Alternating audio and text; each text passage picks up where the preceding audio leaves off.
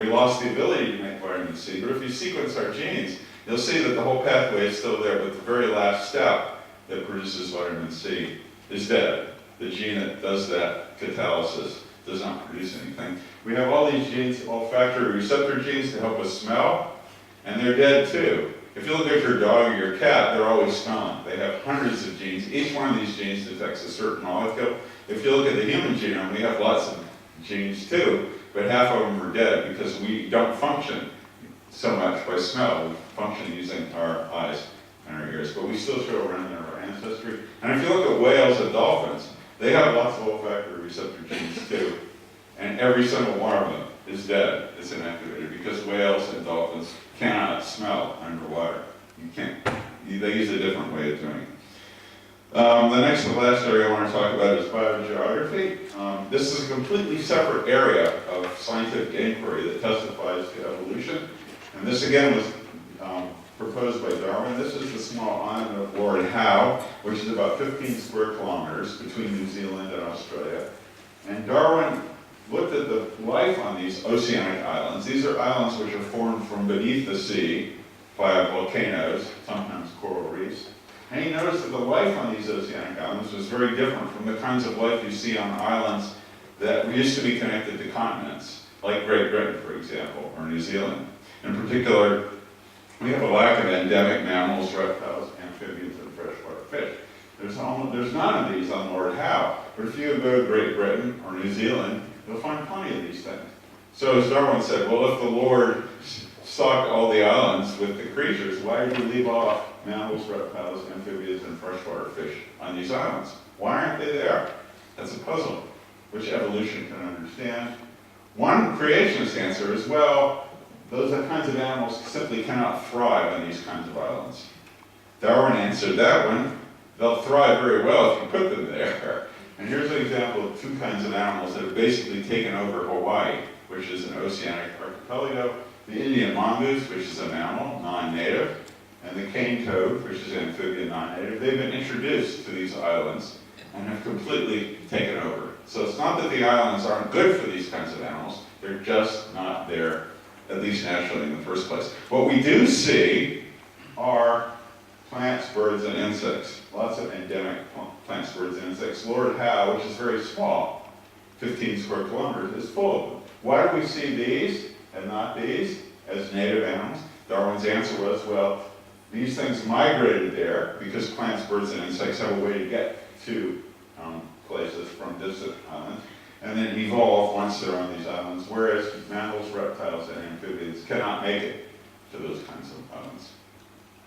And in fact, if you look at the relatives of the plants, birds, and insects on Lord Howe, they come from the nearest mainlands, New Caledonia, Australia, and New Zealand, which is exactly what you predict. If what lives here is the descendants of things that came from the nearest mainland and then evolved in situ. This is a completely different area from biogeography. I won't have time to describe the many ways. Another example of evolution is bad design, which testifies against a beneficent God. This is my favorite example of bad design, the prostate gland in human males, which if you become older, produces the seminal fluid. It tends to swell up when you get to your 40s or 50s and include the urethra, making it difficult to urinate and causing a lot of pain for various people. This is a widespread problem, and it's remedied in the US. If you watch television, you'll see all these ads for things like, you'll see old men running to the bathroom because they have this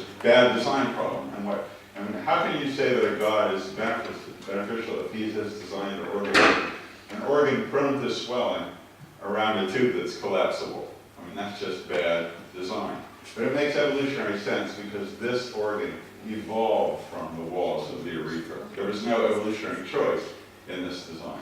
And lots of examples of bad design, like our wisdom teeth, our tailbone, our appendices, are remnants of our ancestry. They don't make any sense under the creationist alternative. Finally, the last prediction is if evolution results from natural selection, you should be able to see examples of natural selection in real time. I don't have time to discuss all those, but there's about 300 cases that are known. The most famous is the beak size in Geospiza fortis, the Galapagos ground finch. In one generation, natural selection changed the size of its beak by 10%. and we were there to see it. Usually it's much slower than that, but now we have about 300 cases of natural selection. Okay. So to sum up, I mean, I think I've documented all 5 of the propositions of evolution. I've shown you genetic change in population, splitting, common ancestry, natural selection, and gradualism. And it's all testified by from a variety of different kinds of evidence. The fossil record, we've seen change in splitting in transitional forms, the horses and the dinosaur-like birds. We've seen vestigial organs, which can only be explained by evolution, and the quirks of development, like our hairy coat and embryos, as well as the transitory rear limb of the dolphin. Bad design, the prostate gland, the fact that you have wisdom teeth that have to be extracted.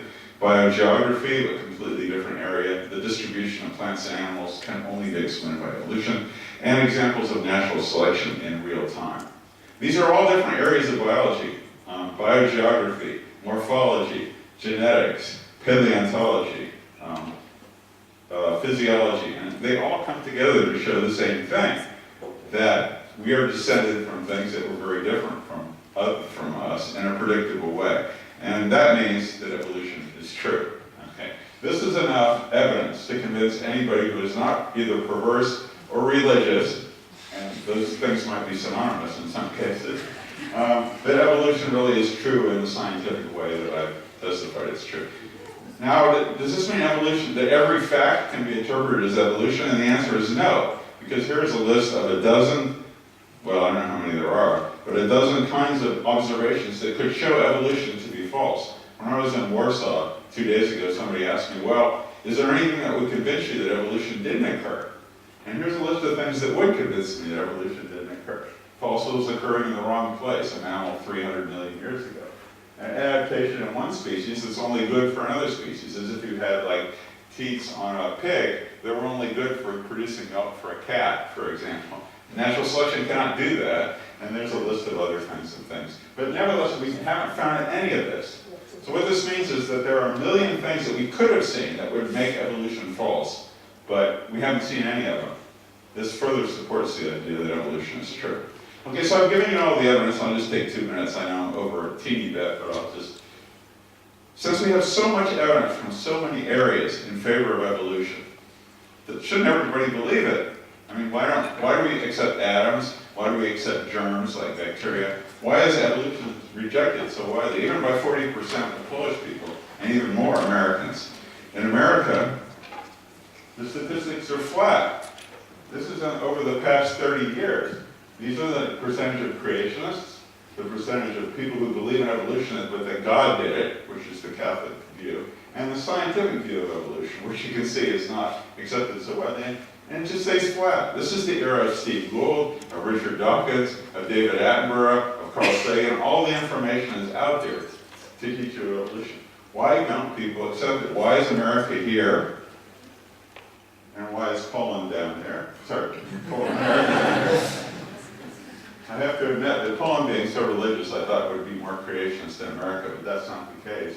I think it's because the Catholic Church formally accepts evolution, although it doesn't really. The reason is religion, I think, because religion is because evolution is the one area of science that comes into opposition with religion. Germs don't come into opposition with religion. Atoms don't come into opposition with religion. But evolution does, because it changes the human worldview about ourselves. It makes mockery of the book of Genesis.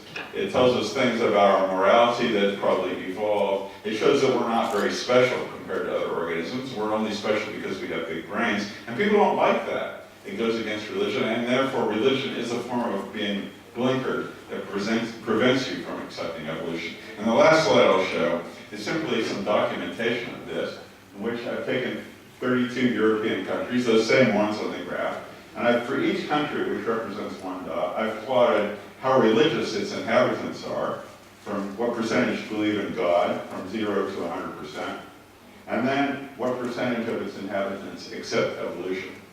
So here at the left, we have people that don't believe in God. So we have countries like Sweden, Norway, and Denmark, mostly atheistic.